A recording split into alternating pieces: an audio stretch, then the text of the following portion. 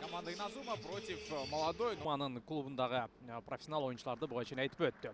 Топты бірінші болып ақ киімменен ойлы капитандық байламтанындағы алған екен. Бірақ егілікті болбады бұл жерде. Ой-ой-ой. Мына саға ұшындай қызық құрматты көрмандар күтіз. Номинальный хозяев. Такой небольшой презент все-таки игроки Айлы для своих соперников. Тетен бұл ойыншыға көп ешенім артқандығын біз білеміз. Айла командасы чаулда жана дарбазаға қарай соққы. Бираз биік кетті. Көрік чаулға шығуда әлеме. Ой-ой-ой, қайрадан дарбазашының қатасы. Бирок қорғаушылар дағдылса Иназума топты өз көзөмөлін алды. Қайрадан соққы. Ой-ой, мына ушинтип ақыры ушундай жагдайдан көтөрүп берүүлөр болгон. Бул ирет узатылган соққы жана дарбазачы жакшы. Гүлжигит Затяжная атака получается, и Шаршенбеков бить ли будет, передача нужна, и снова в центре ни у кого не замену. Очень хорошо, как будто выходил один в один, но там корпус не удалось подставить. Тем временем момент еще один есть, замыкать нужно. И внешне. Азралда байқаймыз, айла командасы ақырқы секундаларда гол кіргізу мүмкіншілік бар. Рикошет жана дарбаза соққыны көрөбүз бе. Айпанчан сыртынан ұзатылған соққы жана. Можно немного все-таки не вышел на пределе своих возможностей. И тем временем еще передача хорошая. Здесь может быть удар, мы с вами увидим. Очень много движений лишних и перекладина. Вот это неожиданно, конечно, было.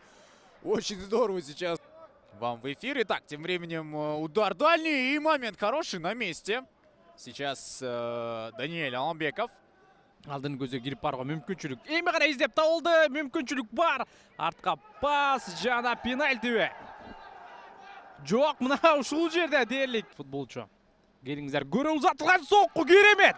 Тамай бурчка. Бул жерде профессионал дарбазачы болсо дагы менимче кол алмак эмес. Себеби дегенде дарбазанын темир. Аламбеков, к нему претензий никаких быть не может. В целом и по мощности, и по точности удар великолепный с отскоком от штанги, как мы видим. Потрясающе. Счет 2-0, друзья. Дубль на счету. Да, розыгрыш. Сардарбеков. Удар нужен здесь. Тем временем потрясающий гол с левой ноги. Великолепно приложился. Бирин Гриз окшойт. Кайдылып толодон көрөлү. Керемет. Алтылыкка таамай топту багыттады. Элдер мындай голдорду профессионал лигаларда да киргизип жүргөн. Буга чейинки МФЛде дагы Элдер Сардарбеков эң кооз голдордун бирин киргизген. Эсиңиздерде болсо натыйжада Айла жаналар да ката кетирди. Айпанчан ичинде мүмкүнчүлүк, узатылган соққы, гол! Керемет гол бул жерде. 4 мяча мы с вами видели, и великолепно, в принципе, была построена атака, и как хорошо приложился здесь Тимур Орозулу. И передача, кстати, только что вышел на поле у нас Абдукудус Маматалиев. Вот здесь в моменте здорово перехватил и слева скинул здорово Орозу. Ну и Ороз такие моменты, конечно же, не упустит. Слева вообще без шансов, мне кажется, было для Даниэля Аламбекова.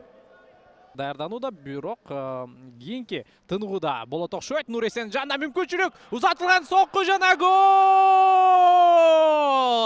Эсеп 2-3 жана кайрадан ысқы бурчта жалгыз калган кайсыл жакта жүрөт коргоочулар. Кут бергенге мүмкүнчүлүктү калтырды. Жана жакын аралыктан дарбазага таамай соққы узатты. Дарбазачыда мүмкүнчүлүк бар болчу куткарууга. Бирок анын бутуна тийип топ дарбазага чыгарып берүү топту токтотту жана тар бурчтан мүмкүнчүлүк издеп табат жана пенальти. И счет становится... Спас, по-моему, вытащил, друзья. 3-2 счет остается. Жакшы борбордук бөлүккө пас керек. Экинчиден дагы бошонду жана борбордук бөлүккө пас жана гол! Эсеп 3-3. Бирок бардыгына өнөктөө чыгылды. 3 атандашты жазгырды дагы. Андан соң борбордук бөлүккө бош дарбазага топту узатууга пас чыгарып берди. Жана бул ким? Элдер Сардарбеков, жаңылбасам. Элдер Сардарбеков мына бүгүнкү беттештин мыкты ойунчусуна дагы бир талапкер пайда болду.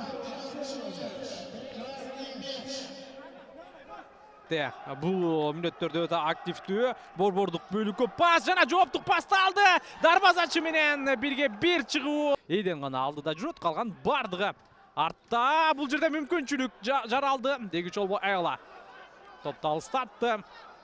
Пас өтө мыкты. Жана узатылган сокку гол! Гол! 4-3 келиңиздер кайталоодон көрөлү. Албетте бул Эден. Эми мындай мүмкүнчүлүктү бербеш керек болчу. Иназума бүт күчүн чабуулга бошотуп берип койгон, натыйжада чабуулду токтото алышкан жок. 4-3 Айла командасы алдыда. Да, и стоит отметить, гол был забит именно за счет контратаки, потому что сзади. Исток, друзья, побеждает в этой встрече Айла благодаря сумасшедшему и красивому голу Эдна Вары в самой концовке.